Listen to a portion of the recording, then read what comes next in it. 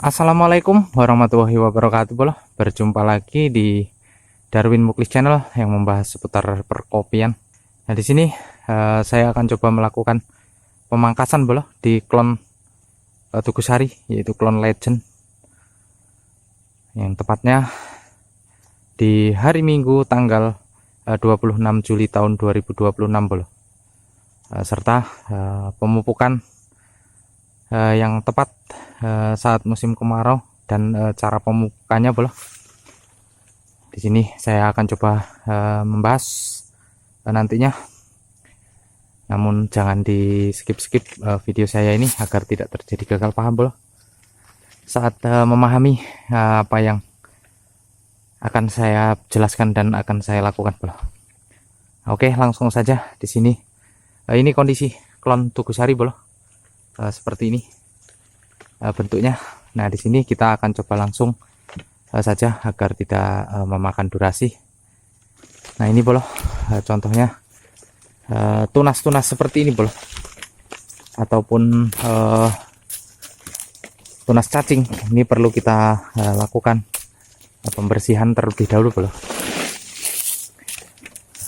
Nah, ini selain mengganggu pembungaan ini menyerap nutrisi tentunya. Ini langsung saja kita lakukan pemangkasan, dan tujuannya agar nutrisi yang akan kita berikan tidak terserap oleh ranting yang tidak produktif ataupun bahan-bahan yang sudah tidak produktif lagi. Ini tujuan kita melakukan pemangkasan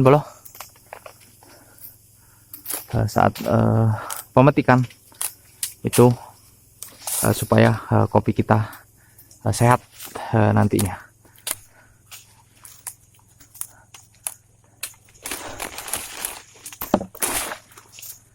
Ini sepertinya untuk klon Tugusari di tahun 2027 ini ini akan bagus karena untuk kondisi cuaca pun sangat mendukung.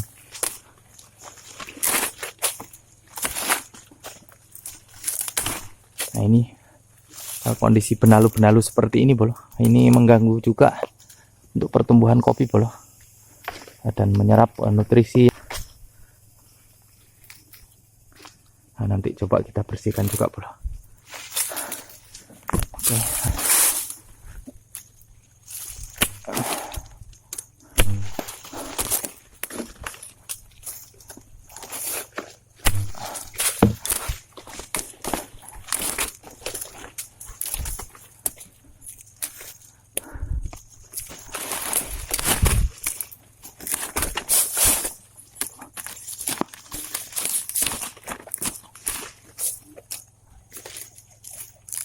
Karena kalau kita sayang untuk membuang ranting yang kurang produktif ataupun bahan-bahan yang sudah tidak produktif lagi nanti kedepannya kopi kita sulit untuk maksimal.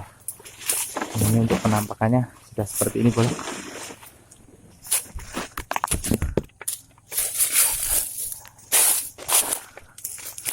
usahakan untuk pangkal bahan ini terkena sinar matahari.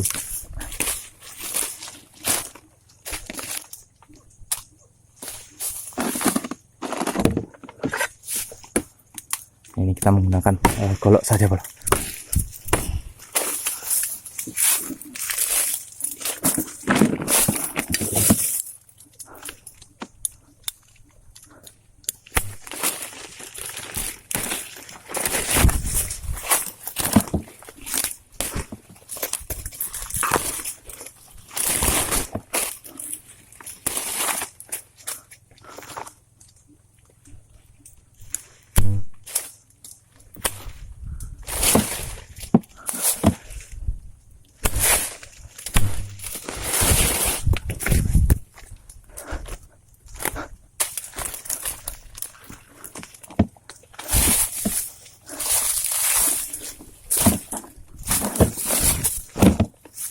agar kopi kita tetap maksimal bro. Nah ini usahakan di klon Tugu Sari ini bro kita tambahkan setekan baru bro. Nah ini untuk kondisi klon Arsat yang kita lakukan penyetekan di bulan 1 kemarin bro.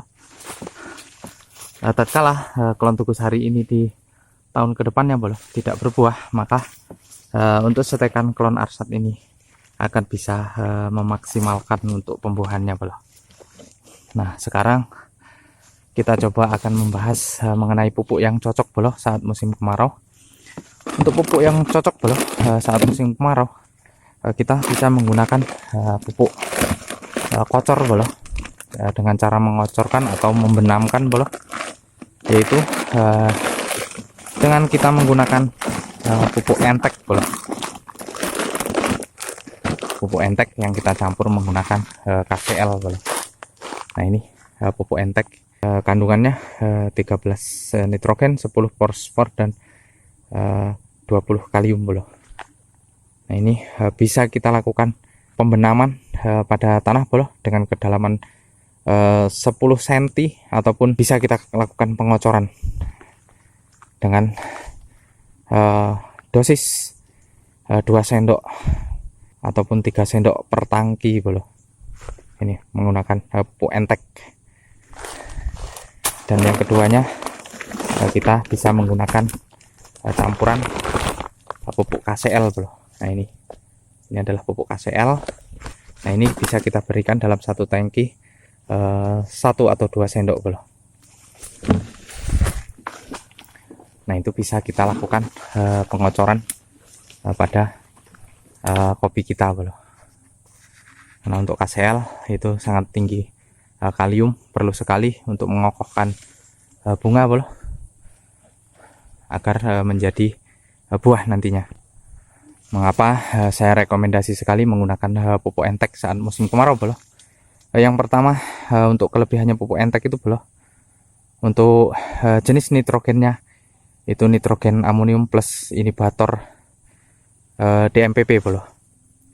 Yang jelas untuk kecepatannya itu slow release bro. Ini bisa berfungsi selama 2-3 bulan bro. Untuk penguapannya sendiri ini sangat rendah dan aman bro, kalau kita lakukan pemupukan menggunakan pupuk entek. Serta kalau untuk resiko gosong pada akar bro, itu aman walaupun tanah kita mengalami kekeringan bro. Dan harganya memang cukup mahal kalau untuk NPK entek ini bro. Nah kalau pupuk NPK grower bro, untuk musim kemarau ini kalau menurut saya kurang cocok bro. Yang pertama, untuk kandungannya itu nitrogennya 15, fosfor 9, serta untuk kaliumnya itu 20% bro. Nah itu untuk kandungan nitrogennya bro, itu memiliki nitrat plus urea. Sedangkan kalau untuk entek itu amonium plus inhibitor DMPP bro. Serta untuk pengaplikasiannya itu kalau penyerapan pupuk NPK grower itu terlalu cepat bro, 2-4 minggu itu sudah habis saat kita kocorkan. Dan untuk penguapannya itu terlalu tinggi bro, itu rawan menguap kalau untuk NPK grower. Serta kalau untuk tingkat kegosongan itu rawan kalau untuk NPK grower kalau tidak kita lakukan penyiraman bro. Yang ternama untuk harganya selisih lebih mahal pupuk entek. Kalau memang airnya itu terbatas bro, kita bisa melakukan pengocoran 1 kali setiap 2 bulan sekali bro. Jangan terlalu sering juga saat musim kemarau. Kalau memang untuk kerontokan bro itu sangat minim, karena untuk nitrogennya itu lepasnya secara pelan bro, dan nggak bikin pohon kaget. Beda dengan kandungan amonium atau urea bro, itu sangat cepat sekali. Dan yang ketiga, kalau kita melakukan pengocoran itu malas bro, ataupun kalau menggunakan pupuk NPK entek itu kita bisa menghemat tenaga bro. Karena untuk kandungannya itu saat menyerap nutrisi itu bro, itu dengan cara slow release bolo, ataupun pelan dan lambat bolo. Namun untuk efeknya itu sangat bagus sekali saat musim kemarau. Dan kalau kita menggunakan NPK grower bolo, itu kita harus mempunyai air yang melimpah bolo, karena harus selalu kita siram setiap 2 minggu sekali. Dan yang keduanya untuk nitrogen nitratnya bolo, itu reaksinya 3 hari langsung nampak kalau untuk NPK grower bolo, beda dengan NPK entek. Dan yang ketiganya kalau buat vegetatif memang cocok sekali kalau kita menggunakan NPK grower bolo, ataupun saat musim hujan. Jadi bolo, untuk NPK grower itu bolo, itu diibaratkan mesinnya bensin bolo. Kalau untuk NPK entek itu adalah mesin diesel, jadi sangat lambat, namun kalau untuk kualitasnya itu sangat bagus, sama seperti NPK grower. Itu kualitasnya bagus, namun untuk kecepatannya itu diibaratkan mobil yang menggunakan bensin. Dan kita bisa ibaratkan lagi kalau untuk NPK grower itu adalah makanan yang cepat saji bolo.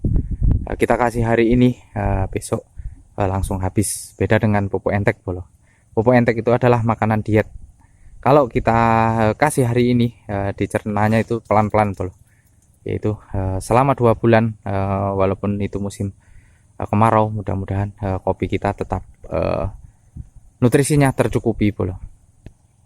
Jadi untuk kesimpulannya bolo, kita bisa menggunakan pupuk entek plus KCL bolo, dan kita bisa menambahkan gula merah bolo sebagai makanan mikroba ataupun pengikat unsur yang terdapat pada pupuk yang saat kita lakukan pengocoran ataupun kita benamkan bolo. Kalau kita memiliki NPK grower bolo, kita simpan dulu untuk nanti saat cuaca sudah mulai turun hujan bolo. Namun kalau untuk cuaca saat kemarau, kita bisa menggunakan pupuk entek. Jadi kalau untuk kemarau bolo, rumusnya kita bisa menggunakan pupuk entek karena selain slow plus amonium plus hayati, mudah-mudahan kopi kita bisa tetap hijau nantinya bolo. Kalau kita menggunakan NPK grower itu untuk kecepatannya itu sangat cepat sekali bolo, plus di situ mengandung nitrat dan urea bolo. Dan saat kita melakukan pengocoran bolo, usahakan kita lakukan 4 titik dalam satu pohon bolo. Nah itu kalau bisa dalam satu pohon itu 1 liter bolo. Jadi kalau untuk 1 tangki itu bisa untuk 16 pohon ataupun setengah liter, itu tidak jadi masalah bolo per pohonnya. Dan yang kedua, untuk jaraknya itu bolo, kalau bisa jangan terlalu dekat bolo, 40 cm dari pohon. Walaupun kita kocorkan ataupun kita benamkan, kalau bisa setelah kita lakukan pembenaman bolo, kita bisa tutup menggunakan daun-daun kering sebagai mulsa bolo, agar untuk reaksi DMPP itu aktif bolo yang terdapat pada pupuk entek. Yang tidak boleh kita lakukan bolo, pemupukan saat musim kemarau kalau memang tanah kita sudah mengalami retak-retak ataupun kondisi kopi kita ini memang kondisinya sudah menguning ataupun layu bolo. Usahakan kita tunggu dulu sampai musim hujan datang bolo. Namun kalau kondisinya masih tergolong sehat ataupun segar, itu saat kemarau 4 minggu itu masih bisa kita lakukan pemupukan menggunakan NPK entek plus KCL bolo. Kalau bisa walaupun kita benamkan, kita berikan sedikit air bolo, agar untuk reaksinya cepat terurai. Oke bolo, mungkin itu saja yang bisa saya sharingkan. Mudah-mudahan video saya ini bisa bermanfaat. Saya akhiri. Assalamualaikum warahmatullahi wabarakatuh.